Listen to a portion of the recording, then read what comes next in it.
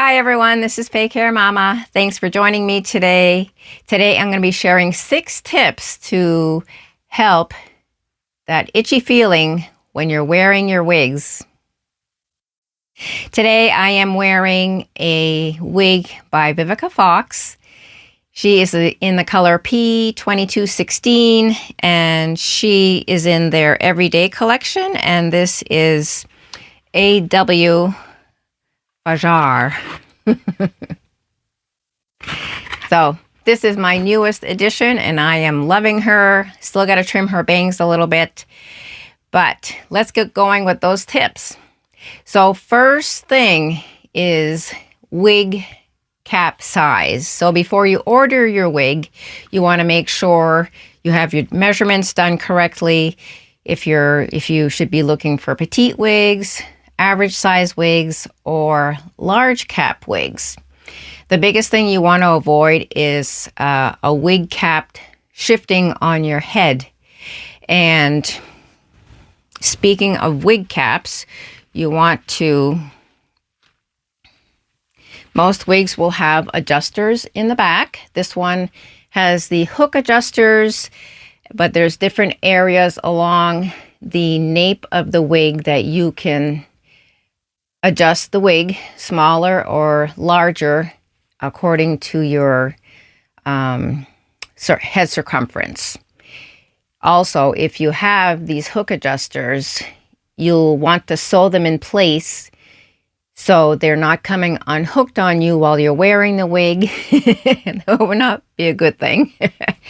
If you're lucky enough to have the Velcro adjusters, then adjusting it is very easy. I would recommend wearing the wig around the house for a day or two and seeing how it feels and making your adjustments that way.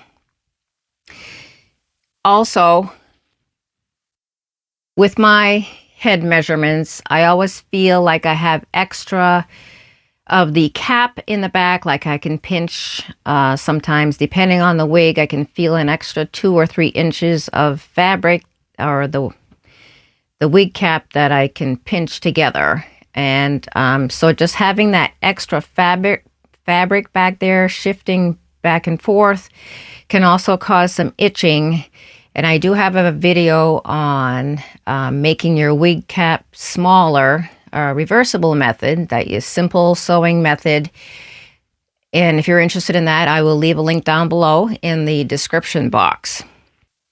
Also, if you have a bald head like me, you may want to keep it moisturized. If you're going to be applying some glue or some it stays, then I would avoid that area with lotion because it'll be counterproductive. But yeah, just treating it like your normal skin. Don't forget about taking care of your scalp, washing it, and applying moisturizers if you need it. And there are different wig grips out there. If you have hair, then this is kind of like what a wig grip band would look like. You don't want to get one like this. I think I got this one. It came with a wig. It has little silicone grippies on one side, and it's just soft fabric on the other side. And I don't feel this would be very beneficial. So if you have hair, you want to get a wig grip that has Velcro fabric on both sides. So when you put it on, and it'll also have Velcro to make it adjustable to your head. So what happens with those is the Velcro fabric on the underside of the wig grip will latch onto your natural hair, whatever you have of your natural hair. And then also the velvet fibers on the top will also hook onto, so to speak, the wig when you put it on. So it's not going to be shifting around. Again, any movement of the wig is going to create itching and, you know, making you feel self-conscious. So you want to avoid that. I have tried this silicone wig grip on my head with no hair, and it has the silicone little nubby things on both sides. So it grips to my head, and it'll also grip onto the wig when you put it on. This one, I guess I have had this one for a couple years, so they don't sell this one anymore. I can leave a link down below to similar one. It's not one that I've tried, but this one is very snug on my head, and I can only wear it for a few hours, and then it already feels like it's squeezing my head. But this would be something that I would use if I was going swimming with a wig, and I just wanted that, because when you're using like the It Stays, it's water soluble, so you want to use something else if you're going to be in that type of situation. So I prefer to use It Stays. It's water soluble, and I just roll on a little bit here where the edge of my wig's going to be, and a little bit in the nape area, and you just press it on.